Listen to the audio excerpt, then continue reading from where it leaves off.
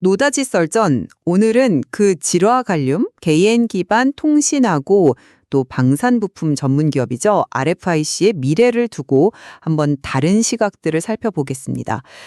과연 RFIC가 이 방산과 통신 그리고 또 신사업이라는 이 세 축을 통해서 지속적인 성장을 이뤄낼 수 있을 것인가? 아니면 뭐랄까 주력 사업의 불확실성이나 내재된 위험 요인이 더 크게 작용할 것인가? 이게 문제인데요.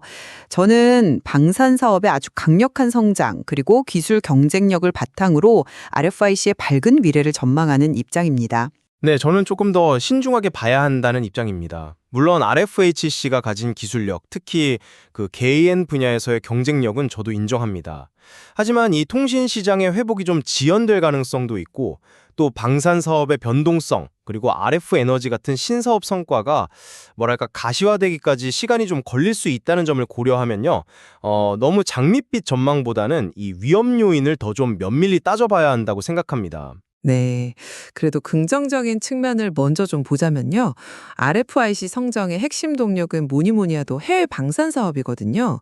기존의 LIG 넥스원도 있지만 이탈리아의 레오나르도 같은 해외 유수의 방산 업체로 고객사를 계속 넓히고 있고요. 특히 이제 미국형 물량 증가가 상당히 기대됩니다. 주목할 점은 이 해외 방산 사업 마진율이 무려 30%에서 40%에 달한다는 건데요. 수익성 개선에 아주 크게 기여할 수 있다는 거죠. 그리고 이 질화갈륨 개인 기술은 아시다시피 기존 실리콘 기반 소자보다 훨씬 더 높은 주파수와 전력에서 효율적으로 작동하잖아요. 그래서 오지 통신망이나 첨단 레이더 시스템에 이게 거의 필수적입니다. 여기에 또 10년간 한 300억 원을 투자한 다이아몬드 기판 기술 상용화가 이제 곧 임박했습니다. 다이아몬드는 열 전도율이 워낙 높으니까 고출력 반도체의 열을 효과적으로 빼줘서 성능하고 안정성을 높이는 핵심 소재가 될 수 있거든요. 이게 바로 기술적 해자를 더 깊게 만드는 요인이 될 겁니다. 해외 방산의 성장은 분명히 눈에 띕니다. 네, 그건 맞아요. 하지만 여전히 그 LIG 넥스원 의존도가 꽤 높고요. 또 국내 물량은 마진이 좀 낮다는 점도 간과해서는 안 될 것 같습니다. 해외 수주 역시 말씀하신 대로 미국 국방 예산의 변동성이라던가 아니면 예측하기 어려운 그런 긴급 발주 위주로 만약 진행된다면 글쎄요, 이게 안정적인 성장이라고 딱 단언하기에는 좀 어렵지 않을까요? 그리고 통신 사업 쪽을 한번 보면요. 오지 투자는 사실 아직도 좀 지지부진하고요. 시장 침체가 생각보다 길어질 가능성도 배제할 수 없습니다. 삼성전자에 대한 의존도가 높은 상황에서 이 버라이즌과의 계약 연장 여부도 아직 확정된 건 아니잖아요. 그리고 T모바일이나 에릭슨 공급 가능성도 현재로서는 약간 기대감에 가깝다고 봅니다. 에릭슨의 샘플 대응 중이라고는 하는데요. 이게 실제 양산 공급으로 이어질지는 좀 더 지켜봐야 할 문제거든요. 네, 하지만 통신 시장의 기회를 너무 비관적으로만 보실 필요는 없다고 생각하는데요. 경쟁사인 NXP가 최근에 가격을 인상했거든요. 이게 RFIC에게는 오히려 점유율을 확대할 수 있는 기회가 될 수 있습니다. 에릭슨 공략도 예전하고는 좀 상황이 다른 게 웨이퍼 소싱 다변화에 성공하면서 에릭슨이 과거에 우려했던 공급 안정성 문제를 이제 해결했고 가격 경쟁력까지 갖췄기 때문에 내년에는 좀 성과를 기대해 볼 만하다고 봅니다. 그리고 삼성전자의 버라이즌 계약 연장 가능성도 상당히 높게 정쳐지고 있고요. 만약 T모바일 공급까지 성사된다면 통신 부문 실적은 정말 크게 개선될 수 있습니다. 그래서 올해 가이던스인 매출 1,600억, 영업이익 240억 원을 넘어서 내년에는 매출 2,000억, 영업이익 300억 이상도 전 충분히 가능하다고 보고 있습니다. 그 전망이 현실화되려면 넘어야 할 산이 아직 좀 많아 보입니다.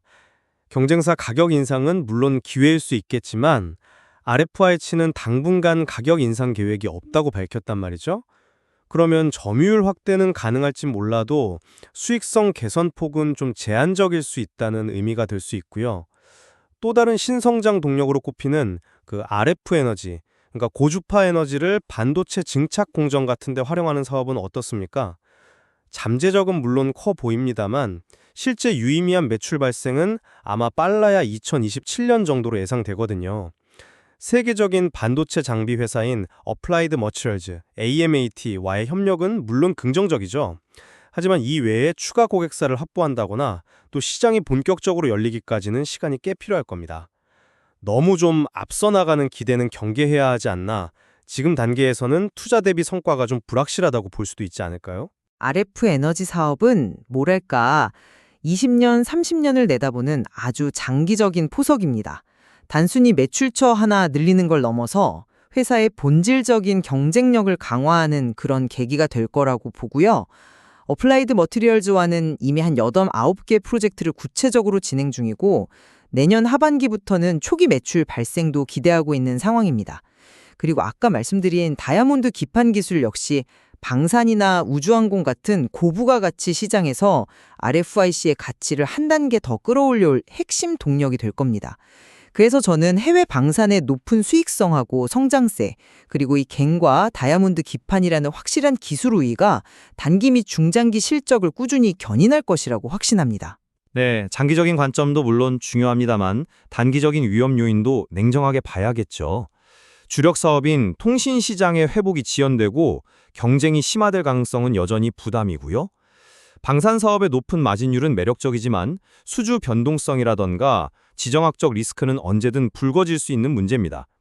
RF 에너지 같은 신사업은 분명 기대는 됩니다만 가시적인 성과가 나오기까지 시간이 걸리고 그 과정에서의 불확실성도 충분히 인지해야 합니다. 네, 정리하자면 저는 RFIC가 해외 방산의 뚜렷한 성장과 높은 수익성, 또 통신 부문에서의 점유율 확대 기회, 그리고 RF에너지라는 미래 먹거리를 통해서 지속적으로 성장할 것으로 봅니다. 특히 독보적인 겐 기술력과 곧 상용화될 다이아몬드 기판 기술은 아주 강력한 경쟁 우위가 될 것입니다. 저는 RFIC가 가진 기회 요인에는 동의하지만 통신시장 회복 속도라든지 경쟁 환경, 또 방산 수주의 안정성, 신사업 성과가 가시화되는 시점 등 고려해야 할 위험 요인 또한 분명하다고 생각합니다. 각 사업별 시장 상황과 기술 구현, 수주 변동성 등을 면밀히 살펴서 신중하게 접근해야 할 것입니다. 네, 이렇게 RFHIC를 둘러싼 기대와 우려가 교차하고 있습니다. 해외 방산 수준 확대와 기술 경쟁력이 성장을 이끌 것이라는 기대와 함께 네. 전방 산업의 불확실성, 그리고 신사업 성과 지연에 대한 우려 역시 존재합니다. 시청자 여러분께서 오늘 제시된 다양한 관점을 바탕으로 RFHIC의 미래 가치를 현명하게 판단하시길 바랍니다.